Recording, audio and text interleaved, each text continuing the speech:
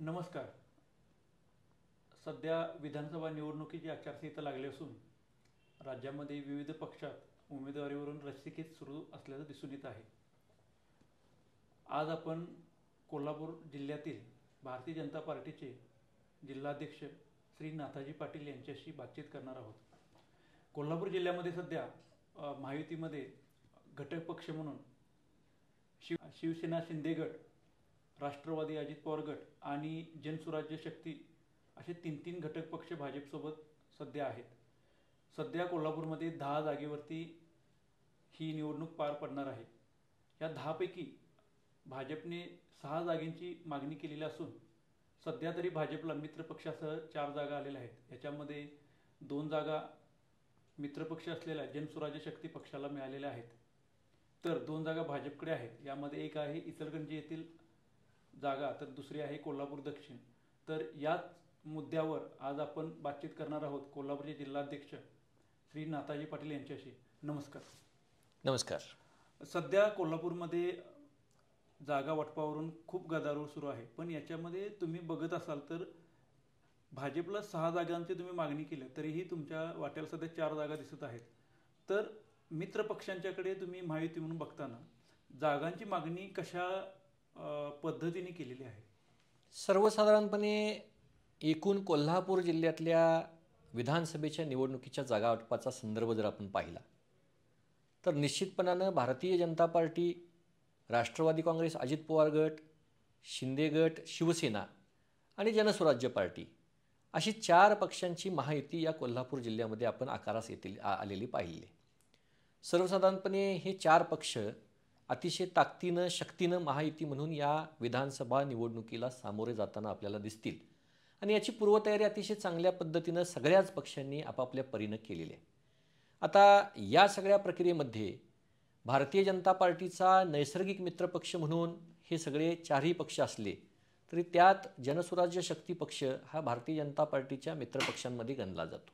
आणि अशा परिस्थितीमध्ये भारतीय जनता पार्टीच्या वाट्याला ज्या 4 जागा येतील त्यातल्या काही जागा जनसुराज्याला द्याव्यात अशा पद्धतीचं वरिष्ठ नेतृत्वानं निर्णय घेतला असल्यामुळं काही जागा आपल्याला जनसुराज्य पार्टीला सोडाव्या लागतील.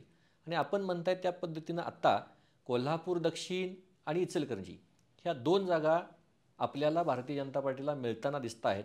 परंतु भारतीय जनता पार्टीनं या जिल्ह्यातल्या 10च्या 10 जागावर अतिशय चांगल्या पद्धतीची तयारी केलेली आहे. म्हणजे कोणताही मतदारसंघ आम्हाला असा वंचित नाही की जिथं आमच्याकडं उमेदवार नाही, जिथं कॅन्डिडेट नाही आणि असा नुसता कॅन्डिडेट नाही तर ते सगळे सक्षम कॅन्डिडेट आहेत. परंतु भारतीय जनता पार्टी, राष्ट्रवादी अजित पवार गट, शिवसेना शिंदे गट, जनसुराज्य शक्ती या सगळ्या मित्रपक्षांना सोबत घेऊन जात असताना काही ना काही त्याग आपल्याला करावा लागतो आणि त्यागाची शिकवण ही पक्षाच्या वरिष्ठ स्तरावरून आम्हाला शिकवल्यामुळं काही गोष्टींमध्ये आम्हाला तडजोड कराव्या लागतील आणि त्या तडजोडीच्या माध्यमातून भारतीय जनता पक्षाला आता जावं लागेल अशी माझी स्पष्ट धारणा आहे. पण आता तडजोडीचा विषय केला तर तुम्ही किती जागेवर तडजोड करणार? कारण जनसुराज्य शक्ती या पार्टीने तुमच्याकडे 4 जागा मागलेल्या आहेत कोल्हापूरमध्ये. हो, त्याच्यामध्ये करवीरचा एक उल्लेख आहे आणि दुसरी जागा त्यांनी चंदगडची मागितलेली आहे. तर मग ह्या दोन्ही जागा कशा कॉम्प्रोमाइज होणार? नाही, मी याच्यामध्ये तुमचं थोडं करेक्शन करतो. जनसुराज्य शक्ती पक्षानं एकूण 4 जागा मागितलेल्या आहेत. ते करवीरची मागतायत, ते चंदगडची मागतायत, ते शाहूवाडीची मागतायत, ते हातकलंगलेची मागतायत. ज्या त्या पक्षाला किती जागा मागाव्यात, किती लढवाव्यात हा ज्या त्या पक्षाचा युतीमध्ये अधिकार 100% आहे. लोकशाही प्रधान आपला देश असल्यामुळे या लोकशाही प्रधान देशामध्ये आपल्या प्रत्येक पक्षाला आपला अधिकार सांगण्याचा अधिकार आहे. जसं मी म्हणतो भारतीय जनता पार्टी 10च्या 10 विधानसभामध्ये आपले कॅन्डिडेट पूर्व तयारी करून लढवू शकतात अशी आपली भारतीय जनता पार्टीची अशी परिस्थिती आहे. परंतु राज्य पातळीवरच्या, देश पातळीवरच्या नेतृत्वानं, शीर्ष नेतृत्वानं घेतलेल्या निर्णयाप्रमाणे काही तडजोडी आपल्याला कराव्या लागतील आणि ही निवडणूक महायुती म्हणूनच आपल्याला सामोरी जावे लागेल. अशा पद्धतीनं ज्या तडजोडी प्रदेश स्तरावरून आपल्याला देतील किंवा ज्या प्रदेश स्तरावरून तडजोडी होतील त्या पद्धतीनं भारतीय जनता पार्टीसुद्धा निश्चितपणानं मार्गाक्रमण करेल. बरं, आता याच्यामध्ये प्रामुख्यानं कोल्हापूर उत्तर या जागेचा वाद सध्या दिसून येतोय. हो, इतर ठिकाणी असं काय कुठेही वाद आहे किंवा काय बंडखोरी आहे असं काही दिसत नाही. पण कोल्हापूर उत्तर या मतदारसंघामध्ये पोटनिवडणुकीमध्ये तुमच्याच पक्षाने ही निवडणूक लढवली होती, तर मग पुन्हा तुम्ही ह्या जागेसाठी मागणी करणार आहात का? निश्चितपणानं कोल्हापूर उत्तरची जागा ही भारतीय जनता पार्टीला मिळावी अशा पद्धतीचा दावा भारतीय जनता पक्षानं आमच्या वरिष्ठ नेतृत्वाकडे केलेलं आहे. आणि याचं कारणही प्रबळ आहे आणि सबळ आहे. हे कारण असं आहे की साधारणपणे महाविकास आघाडीमध्ये शिवसेना असताना ज्यावेळी पोटनिवडणूक लागली त्यावेळी इथल्या विद्यमान आमदार जयश्री जाधवताईंच्या बरोबर इथली शिवसेना होती. भारतीय जनता पार्टीनं एकाकी लढत देत तब्बल 78 ते 80,000 मतं सत्यजित नाना कदमांच्या रूपानं आपल्याला या मतदारसंघात मिळालेली आहेत. त्यावेळी शिवसेना आमच्याबरोबर होती का? तर अजिबात नाही. काँग्रेस आणि राष्ट्रवादी असण्याचा काही संबंध नाही. मग काँग्रेस, राष्ट्रवादी आणि शिवसेना हे 3 पक्ष त्यावेळच्या काळामध्ये एकत्र असताना भारतीय जनता पार्टीनं एकट्याच्या जीवावर ही निवडणूक लढवून 78 ते 80,000 मतं मिळवणं इट्स नॉट जोक. ही कुठंही दुर्लक्षित करण्यासारखी गोष्ट नाही. आणि अशा परिस्थितीत भारतीय जनता पार्टीनं 78,000 मतं एकट्याच्या ताकदीवर, एकट्याच्या जीवावर मिळवणं ही खऱ्या अर्थानं आमचा दावा प्रबळ करणारी गोष्ट आहे. त्यामुळे भारतीय जनता पार्टीला हा मतदारसंघ सुटावा अशा पद्धतीची मागणी आम्ही वरिष्ठ स्तरावरती केली. बरं, जर दाव्याचाच विषय आला तर समजा उत्तरची जागा ही शिवसेना शिंदे गटाला गेली तर त्या बदल्यात तुम्ही कुठे दुसरीकडे मागणी करणार आहात का? नाही, त्या बदल्यात मी मगाशीच तुम्हाला सांगितल्याप्रमाणे त्या बदल्यामध्ये आम्ही 10च्या 10 ठिकाणी उमेदवार उभे करू शकतो अशी आमची परिस्थिती आहे, अशी आमची तयारी आहे. अशा सगळ्या परिस्थितीमध्ये आपल्याला किमान 4 जागा तरी भारतीय जनता पार्टीला मिळाव्यात अशी भावना आमच्या सगळ्या याच्या कार्यकर्त्यांची आहे. आणि ही भावना निश्चितपणानं फळाला येईल असं आम्हाला वाटतं. कोल्हापूर जिल्ह्यामध्ये सध्या 2 युवा नेत्यांचं लॉन्चिंग होत आहे. कोल्हापूर उत्तरमध्ये कृष्णराज महाडिक तर कागलमध्ये वीरेंद्र मंडलिक यांचं नाव आघाडीवर आहे. तर या दोन्ही उमेदवारीकडे तुम्ही जिल्हाध्यक्ष म्हणून कसं पाहता? 2 विधानसभा मतदारसंघाची भौगोलिक परिस्थिती फार वेगळी आहे. कोल्हापूर उत्तर हा 100% शहरी भागातला मतदारसंघ आहे आणि कागल मतदारसंघ हा ग्रामीण भागातला मतदारसंघ येतो. आता तुम्ही 2 युवा नेत्यांचं लॉन्चिंग होतं आहे असं म्हणता. त्यामध्ये कागलमधनं वीरेंद्र मंडलिकांच्या बाबतीतला विचार करायचा झाला तर सर्वसाधारणपणे या सगळ्या प्रक्रियेमध्ये कागलची उमेदवारी ही सर्वसाधारणपणे आत्ता महायुतीच्या जागा वाटपांमध्ये जे दिसतंय चित्र ते मी सांगतो की महायुतीच्या जागामध्ये वाटपामध्ये जे सूत्र ठरलं आहे, काय फॉर्म्युला ठरला, जे विद्यमान आमदार ज्या पक्षाचे आहेत त्या पक्षाला ती उमेदवारी, अशा पद्धतीनं हे कागलचं सूत्र आहे. आणि कागलचे विद्यमान आमदार हे माननीय हसनसाहेब मुश्रीफ आहे. आता तिथं वीरेंद्र मंडलिकांनी उमेदवारी मागितलेली आहे. कोणत्याही पक्षाला सर्वसाधारणपणे आपल्या पक्षाच्या नेतृत्वाकडे उमेदवारी मागण्याचा अधिकार आहे. वीरेंद्र मंडलिकांनाही तो मागण्याचा निश्चितपणानं अधिकार आहे, कारण ते युवा सेनेचे पदाधिकारी आहेत. आता हे सगळं असताना जिथं जो फॉर्म्युला आहे, जिथं विद्यमान आमदार ज्या पक्षाचा तिथं त्याला उमेदवारी जाईल, अशा पद्धतीनं फॉर्म्युल्याचा विचार करायचा झाला तर हसन मुश्रीफ साहेब हे तिथले उमेदवार होऊ शकतात असं माझं स्पष्ट मत आहे. आणि मग या सगळ्या प्रक्रियेमध्ये महायुतीची जी काही समन्वय समिती आहे, यामध्ये शिवसेना शिंदे गटाचे आहेत लोक, यामध्ये अजित पवार गटाचे लोक आहेत, यामध्ये भारतीय जनता पार्टीचे लोक आहेत. आता ही महायुतीची समन्वय समिती या बाबतीतला निर्णय करेल आणि ज्यावेळी अधिकृतरित्या या कागल विधानसभा मतदारसंघात ही घोषणा होईल त्या घोषणेमध्ये वीरेंद्र मंडलिकांची समजूत घालण्याचं काम किंवा त्यांना काहीतरी वेगळ्या पद्धतीनं त्यांना काही संधी देण्याचं काम हे महायुतीचे समन्वयक करतील. हा झाला कागलचा विषय. दुसरा विषय आहे कोल्हापूर उत्तरचा. कोल्हापूर उत्तरमध्ये तुम्ही कृष्णराज महाडिक सारखा युवक कार्यकर्ता या कोल्हापूर उत्तरमध्ये निवडणूक लढवू इच्छितो आणि हे लढत असताना त्यांनी भारतीय जनता पार्टीच्या तिकिटावर निवडणूक लढवायची अशा पद्धतीची घोषणा केली आहे. आता इथला फॉर्म्युला असा आहे की इथं आता विद्यमान आमदार हे काँग्रेसचे आहेत. त्यामुळे इथं शिवसेना शिंदे गट आणि भारतीय जनता पार्टी या दोन्हीपैकी कोणत्या तरी पक्षाला उमेदवारी मिळेल अशी शक्यता व्यक्त केली जाते. भारतीय जनता पार्टीचा विचार करायचा झाला तर यामध्ये मगाशी मी तुम्हाला सांगितल्याप्रमाणे 4 उमेदवार भारतीय जनता पार्टीकडनं इच्छुक आहेत. आता नाना कदम आहेत, महेश जाधव आहेत, राहुल चिकोडे आहेत, कृष्णराज महाडिक आहेत. आता या सगळ्या प्रक्रियेमध्ये युवा नेत्यांच्या बाबतीतला जर आपण उल्लेख करायचा झाला तर ज्यावेळी भारतीय जनता पार्टीला इथली उमेदवारी येईल तर या 4 पैकी कुणाला उमेदवारी द्यायची हा निर्णय देखील भारतीय जनता पार्टीचा पार्लमेंटरी बोर्ड घेईल. त्यामुळे युवा नेत्यांचं लॉन्चिंग जरी होत असेल तर ही भारतीय जनता पार्टीच्या दृष्टीनं अतिशय चांगली गोष्ट आहे. पण ही गोष्ट ही भारतीय जनता पार्टीचं पार्लमेंटरी बोर्ड या सगळ्यातनं अतिशय सुयोग्य मार्ग काढेल आणि ज्याला कुणाला एकाला उमेदवारी मिळेल त्याबरोबर ती राहिलेले 3ही उमेदवार प्रचाराच्या कामात सक्रिय राहतील. बरं, सध्या करवीरमध्ये सुद्धा भारतीय जनता पार्टीने तयारी केलेली आहे, पण इथे जनसुराज्य शक्ती पक्षाने तयारी केल्यामुळे तिथून सध्या संताजी बाबा घोरपडे यांचं नाव आघाडीवर आहे. पण त्याचबरोबर तुमच्या पार्टी लेवलला आणि कोणाकोणाची नावं तिथे इच्छुक म्हणून आहेत. करवीर विधानसभा निवडणुकीचा सर्वसाधारणपणे विचार करायचा झाला तर तुम्हाला सांगता येईल की आमच्या पक्षानं करवीर विधानसभामध्ये असे आमचे 3 कॅन्डिडेट आहेत की जे ही विधानसभा लढवू शकतात. त्यातले एक कॅन्डिडेट आहेत की जे गेल्यावेळी वंचित बहुजन आघाडीमधून लढलेले होते, डॉक्टर आनंद गुरव. दुसरे एक उमेदवार म्हणून आपल्याला लढवता येईल अशा पद्धतीनं हंबीरराव पाटीलसारखा जिल्हा परिषदेला लढलेला किंवा भोगावती कारखान्याला उपाध्यक्ष असलेला माणूस आपण लढवू शकतो. जिल्हा परिषदेच्या बांधकाम समितीच्या सभापतीपदी असलेले हे साधारणपणे के.एस. अण्णा चौगले हे एकदा भारतीय जनता पार्टीच्या चिन्हावरती या विधानसभा निवडणुकीमध्ये लढलेले आहेत. दुसरे बांधकाम सभापती राहिलेले डी.आर. पाटील जे शिंगणापूरचे आहेत, ते सुद्धा या विधानसभा निवडणुकीच्या रणांगणामध्ये त्यांनीही इच्छा प्रदर्शित केलेली आहे. पक्षाकडे त्यांनी मागणी देखील केलेली आहे. त्यामुळे असे 4 उमेदवार करवीरमध्ये आपल्याला लढवता येऊ शकतात किंवा ती उमेदवारी करू शकतात अशी परिस्थिती आहे. पण या सगळ्या प्रक्रियेमध्ये शेवटी तडजोडीचे निर्णय किंवा युतीचे निर्णय किंवा उमेदवारीचे निर्णय हे वरिष्ठ पातळीवरून होत असतात. जसे वरिष्ठ निर्णय देतील तसा करवीरचा निर्णय होईल. बरं, आता याच्यामध्ये अजून एक महत्त्वाचा आणि लक्षात घेण्यासारखा एक मुद्दा तुमच्यासमोर आणतो की सध्या पक्ष देशपातळीवर राज्यपातळीवर मोठा होताना दिसतोय. जगामध्ये 1 नंबरचा पक्ष आहे.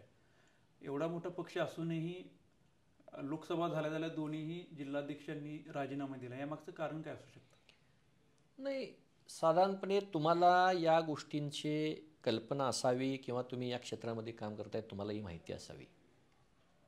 लोकसभेच्या निवडणुकीमध्ये हे दोन्ही जिल्हाध्यक्ष भारतीय जनता पार्टीबरोबर होते, महायुतीच्या प्रचारामध्ये होते. परंतु येत्या विधानसभेच्या निवडणुकीमध्ये ज्यावेळी विद्यमान आमदारांना तिकीट ज्या त्या ठिकाणचं जाईल अशा पद्धतीची वातावरण, अशा पद्धतीची भावना इथल्या सगळ्या मतदारांच्या मनामध्ये किंवा इथल्या लोकांच्या मनामध्ये ज्यावेळी तयार झाली त्यावेळी आपण पाहिलं की राधानगरी बुद्रुकचे विद्यमान आमदार हे शिवसेनेचे आहेत, जे शिंदे गटामध्ये काम करतात. कागलचे आमदार हे राष्ट्रवादीचे आहेत, जे अजित पवार गटामध्ये काम करतात. आणि अशा सगळ्यांच्या भूमिकेमुळं ते विद्यमान तिथले आमदार असल्यामुळं त्यांना उमेदवाऱ्या तिथल्या जातील अशी शक्यता जाणाऱ्या लोकांना वाटल्यामुळं दोन्हीही जिल्हाध्यक्ष, एक माजी होते एक आजी होते, या दोन्ही जिल्हाध्यक्षांनी इथले राजीनामे देऊन त्यांनी पक्षत्याग करण्याचा निर्णय केला. आता एखाद्या माणसाचा पक्षत्याग होणं हे आमच्या दृष्टीनं फार वेदनादायी गोष्ट असते. परंतु आता राजकारणामध्ये काही गोष्टी असतात, या राजकारणामध्ये समजून उमजून जाव्या लागतात.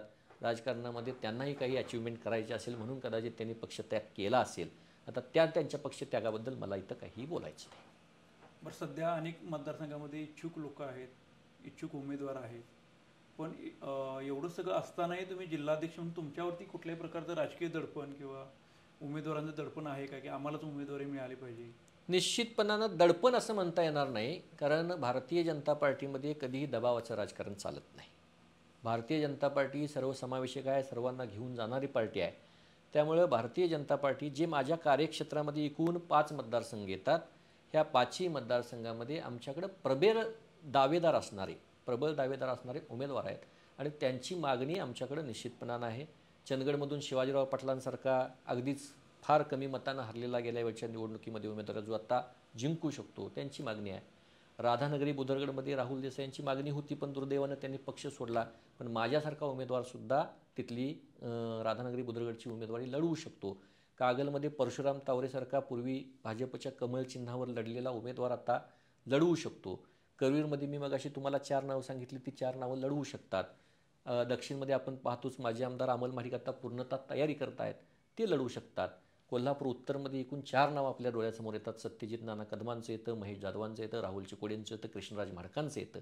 ही 4 नावं करवीर उत्तरमध्ये म्हणजे या माझ्या कार्यक्षेत्रामध्ये येणाऱ्या सगळ्या मतदारसंघातील आम्हाला सक्षम उमेदवार मिळू शकतात, आमचे सक्षम उमेदवार लढू शकतात, अशा पद्धतीची आमची भूमिका आहे. बरं, सध्या महाविकास आघाडीमधून जागा वाटपांचं बऱ्यापैकी त्यांचं काय म्हणतात त्याला जागा वाटप झाल्यामुळे त्याची आकडेवारी लोकांच्या समोर आलेली आहे. तर कोल्हापूर जिल्ह्यातील 6 जागा काँग्रेसने लढवणे ठरवलेलं आहे. तर त्याच धर्तीवरती भाजप हा राज्यातील सर्वात मोठा पक्ष आहे, सर्वात जास्त आमदार आहेत. तर तुम्ही 6 जागा लढवण्याच्या म्हणजे आता तुम्ही सांगत आला आहात की आमच्याकडे 10च्या 10 जागा लढवण्यासाठी उमेदवार आहेत, प्रबळ उमेदवार आहेत. पण जसं काँग्रेसने 6 जागा लढवण्यासाठी आग्रह धरलेला तसं तुम्ही पण 6 जागेवरती त्यांच्यासारखा आग्रह धरणार आहात का? नाही. मगाशी मी तुम्हाला सांगितल्याप्रमाणे ज्या कोल्हापूर जिल्ह्यामध्ये 10 जागा येतात त्या 10च्या 10 जागा लढवण्याची क्षमता आमच्या पक्षाच्या कार्यकर्त्यांच्यामध्ये आहे. परंतु युतीच्या प्रक्रियेमध्ये ज्यावेळी अन्य मित्रपक्षांना सामावून घेण्याची भूमिका ज्यावेळी पार्टी ठेवते त्यावेळी निश्चितपणानं तडजोडीच्या भूमिकेला जावं लागतं. आम्ही 10 जागा मागतो. आता या युतीच्या भूमिकेमध्ये काय परिस्थिती निर्माण होईल याचे सर्वाधिकार हे सर्वसाधारणपणे आमच्या पार्लमेंटरी बोर्डाला असल्यामुळं पार्लमेंटरी बोर्ड जो निर्णय घेईल तो आमच्या सर्व कार्यकर्त्यांना शिरसावंदी असेल. अजून एक असा प्रश्न आहे की कोल्हापूरचे भावी मुख्यमंत्री म्हणून त्यांचा वारंवार उल्लेख केला जातो पूर्ण राज्यामध्ये. तर अशा भावी मुख्यमंत्र्यांना तुम्ही कोणत्या स्ट्रॅटेजीद्वारे इथं मात कराल त्यांच्या एकूणच सगळ्या इथल्या राजकीय परिस्थितीमध्ये की त्यांनी 10 पैकी 10 जागा जिंकण्याची वल्गना केलेली आहे, तर तुम्ही त्याच्यावर कशा पद्धतीने मात करण्यासाठी प्रयत्न करणार आहात? हे बघा, राजकारणामध्ये काम करणारा कोणत्याही राजकीय पक्षाचा कार्यकर्ता हा काही आपल्या पक्षाचा उमेदवार निवडून येणार नाही असं कधी म्हणत नाही. काँग्रेसची हीच भूमिका असावी. ते राजकारणामध्ये काम करतात, गेले अनेक वर्ष सातत्यानं काम करतात आणि मधल्या काळामध्ये त्यांनी या सगळ्या काँग्रेस पक्षाच्या बांधणीसाठी त्यांनी काम केलं. त्यामुळे त्यांना या 10च्या 10 जागा लढवणं आणि जिंकणं हे त्यांना वाटणं स्वाभाविक आहे. पण वाटणं आणि असणं यामध्ये बराचसा फरक असतो. सर्वसाधारणमध्ये महायुतीच्या सर्व उमेदवारांनी अशी पूर्वतयारी केलेली आहे की त्यांनी 6 जागा लढवल्या काय आणि 10 जागा लढवल्या काय, महायुतीचा कोणताही उमेदवार त्यांना टॅकल केल्याशिवाय राहणार नाही. विधानसभेची निवडणूक तर आता अंतिम टप्प्यात येईलच, पण याच्यानंतर आगामी महानगरपालिकेची निवडणूक असेल किंवा जिल्हा परिषद पंचायत समितीची निवडणूक असेल, तर याच्यावरती पक्ष सध्या कशा पद्धतीने काम करतोय? मुळात भारतीय जनता पार्टी हा केडर बेस पक्ष आहे. भारतीय जनता पार्टीचं केडर हे अतिशय गावागावामध्ये विखुरलेलं आहे आणि ते प्रस्थापित झालेलं आहे. सर्वसाधारणपणे आमचा कायमस्वरूपी आमचं भूमिका असते ही भारतीय जनता पार्टीच्या सगळ्या कार्यकर्त्यांनी बूथ लेवलचं काम करावं, शक्ती केंद्र स्तरावरचं काम करावं आणि अशा पद्धतीनं अगदी ग्रामीण भागात तळागाळापर्यंत आपल्या पार्टीच्या कार्यकर्त्यांनी काम करावं. आणि अशा सगळ्या परिस्थितीमध्ये कोल्हापूर लोकसभा मतदारसंघामध्ये येणाऱ्या ज्या काही ठिकाणी जी काही केंद्र आहेत, शक्ती केंद्र आहेत, बूथ केंद्र आहेत, या बूथ केंद्रामध्ये आमची यंत्रणा अतिशय सक्षम पद्धतीनं काम करणारी आहे. आता तुम्हाला सांगायचं झालं तर आमची पूर्वतयारी अतिशय चांगल्या पद्धतीनं गेल्या लोकसभेची निवडणूक संपल्यापासून पूर्वतयारी सुरू आहे. या पूर्वतयारीमध्ये या स्थानिक पातळीवर काम करणारे आमचे सरपंच असतील, आमचे ग्रामपंचायतीचे सदस्य असतील, सहकारी संस्थांमध्ये काम करणारे चेअरमन संचालक मंडळ असेल, त्यानंतर मागच्या 2017ला जिल्हा परिषद पंचायत समितीच्या निवडणुका लढवलेले उमेदवार असतील, हे आता ताकदीनं या सगळ्या विधानसभेच्या निवडणुकीच्या तयारीसाठी लागलेले आहेत. आणि ही पूर्वतयारी करत असताना सुद्धा उद्याच्या काळामध्ये विधानसभेची निवडणूक हा एक सर्वसाधारणपणे एक टप्पा जरी असला तरी याची पूर्वतयारी ही उद्याच्या जिल्हा परिषद पंचायत समिती नगरपालिकेच्या निवडणुकीसाठी असेल. ज्या क्षणाला जिल्हा परिषद पंचायत समितीच्या निवडणुका लागतील त्या क्षणाला आमचे उमेदवार हे निश्चितपणानं त्या तयारीच्या म्हणजे आता असलेल्या तयारीच्या अनुषंगानं ती निवडणूक लढवण्याच्या मानसिकतेमध्ये असतील. महाराष्ट्रामध्ये अजून एक कळीचा मुद्दा आहे, तो म्हणजे मुख्यमंत्री कोण. प्रत्येक पक्ष म्हणतो की आम्हाला मुख्यमंत्री पद पाहिजे, तर तुमच्याकडे मुख्यमंत्री पदाचा चेहरा कोण आहे? सर्वसाधारणपणे महायुती होत असताना किंवा हे सगळं होत असताना काही मुख्यमंत्री पदाच्या गोष्टीमध्ये चर्चा झाली. पूर्वीच्या काळामध्ये ज्यावेळी शिवसेना आणि भाजप युती होती त्यावेळी स्पष्ट बहुमत शिवसेना आणि भाजपला या जनतेनं दिलेलं होतं. परंतु उद्धव ठाकरेंच्या मनात काय गोष्ट आली कुणाला ठाऊक, आणि त्यांनी भारतीय जनता पार्टीच्या पाठीमध्ये खंजीर खुपसून जो काही कुठल्याही बंद खोलीमध्ये न दिलेला शब्द हा जनतेसमोर आणून की त्यांना मुख्यमंत्री करायचं आहे असा जनतेसमोर आणून त्यांनी या महाराष्ट्राची घोर अशी फसवणूक केली आहे. कारण उद्धव ठाकरेंच्या शिवसेनेचे ज्यावेळी काही आमदार निवडून आले, माझ्या माहितीप्रमाणे 56 आमदार त्यांचे निवडून आले, ते भारतीय जनता पार्टीच्या पाठिंब्याशिवाय निवडून आलेले नव्हते. परंतु असं असतानासुद्धा त्यांनी फक्त मुख्यमंत्री पदाच्या लालसेसाठी जी कधीही बाळा ठाकरेंना अपेक्षित असलेली युती नव्हती अशा लोकांच्याबरोबर त्यांनी युती केली. कदाचित आपल्याला आठवत असेल की बाळ ठाकरे असं म्हणायचे की काँग्रेसबरोबर ज्यावेळी मला माझ्या पक्षाला जाण्याचा योग येईल त्यावेळी मी दुकान शिवसेनेचं बंद करेन असं बाळ ठाकरेंनी सांगितलेलं. आणि तशी दुकानं बंद करण्याची भूमिका ही उद्धव ठाकरेंनी त्यावेळच्या काळामध्ये घेतली. त्यांनी काँग्रेस आणि शरद पवारांच्या राष्ट्रवादीबरोबर जाण्याची भूमिका घेतली. त्यामुळे शरद पवार आणि काँग्रेसबरोबर उद्धव ठाकरेंनी जाऊन भारतीय जनता पार्टीच्या पाठीमध्ये खंजीर खुपसण्याचं हे एक मोठं पाप त्यावेळच्या काळामध्ये केलेलं आहे. आणि मग त्यानंतर झालेली घटना आपल्याला बघायचं आहे. हिंदुत्वाच्या मुद्द्यावर एकनाथ शिंदे या शिवसेनेतनं बाहेर पडले आणि त्यांनी आपला स्वतंत्र गट घेऊन भारतीय जनता पार्टीबरोबर सरकार स्थापन केलं. आता तुम्ही म्हणता की मुख्यमंत्री पदाचा चेहरा कोण असेल? ऑब्व्हियसली भारतीय जनता पार्टीचा मी जिल्हाध्यक्ष आहे. भारतीय जनता पार्टीच्या मनामध्ये कायमपणानं भावना असेल की जिथं आपले सगळे जास्त आमदार निवडून येतात तिथं मुख्यमंत्री आपलाच व्हावा आणि आत्ताच्या घडीला देवेंद्र फडणवीस साहेबांसारखा सक्षम मुख्यमंत्रीपदाचा उमेदवार आम्हाला कुणालाही आणि जनतेला कुणालाही देवेंद्र फडणवीस साहेबांशिवाय मुख्यमंत्रीपदाचा उमेदवार आज घडीला दिसत नाही. बरं, उद्धव ठाकरे साहेबांचा तर याच्यामध्ये उल्लेख झालाच आहे. तर ते पक्ष सोडून किंवा युती सोडून बाहेर गेल्यामुळे तुम्हाला असं वाटतं की झालेल्या लोकसभेमध्ये त्याचा फटका बसला? आणि झालेला लोकसभेमध्ये उद्धव ठाकरेंचा फटका बसला हे म्हणणं फार चुकीचं आहे. कारण भारतीय जनता पार्टीनं या देशाच्या एकूण रचनेमध्ये किंवा या देशाच्या विकासामध्ये फार चांगल्या पद्धतीचं योगदान दिलं आणि हे योगदान दिलं असताना ज्यावेळी भारतीय जनता पार्टी आपल्या मित्रपक्षांसह 400 जागा मिळतील अशी अपेक्षा धरत होतं त्यावेळी या काँग्रेसनं, उद्धव ठाकरेंनी, शरद पवारने एक नॅरेटिव्ह वेगळ्या पद्धतीचा सेट केला की या देशाचं संविधान बदलण्याचा घाट घातला जातो. परंतु दुर्दैवानं त्यांनी केलेला जो काय नॅरेटिव्ह आहे हा लोकांना कमी अधिक प्रमाणात अपील झाला आणि त्यामुळे या सगळ्याचा परिणाम आपल्याला लोकसभेच्या निवडणुकीमध्ये झालेला जाणवतो. परंतु हे चंद्रसूर्य असेपर्यंत या देशाचं संविधान कदापि बदललं जाणार नाही अशा पद्धतीची भूमिका ही देवेंद्र फडणवीस, नरेंद्र मोदी आणि आमच्या सगळ्या वरिष्ठ नेतृत्वाची आहे. सर्वसाधारणपणे कोल्हापूर जिल्ह्यामध्ये सुद्धा चंद्रकांतदादा पाटील यांच्या नेतृत्वाखाली असेल, खासदार धनंजय महाडिक साहेबांच्या नेतृत्वाखाली असेल, भारतीय जनता पार्टीनं या सगळ्या प्रक्रियेमध्ये संविधानाच्या विरोधात कोणत्याही पद्धतीचं वक्तव्य केलेलं नाही.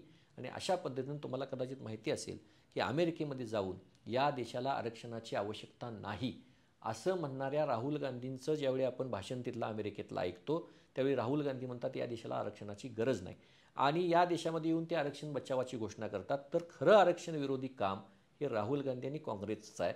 परंतु संविधान वाचवण्याचं काम ही भारतीय जनता पार्टी करते आणि उद्याच्या 26 नोव्हेंबरला प्रत्येक गावागावात, प्रत्येक घराघरात संविधान जागरण यात्रा ही भारतीय जनता पार्टीनंच करायचं ठरवलं आहे. त्यामुळे संविधान कोणत्याही पद्धतीनं बदलणार नाही, आरक्षण कोणत्याही पद्धतीनं जाणार नाही.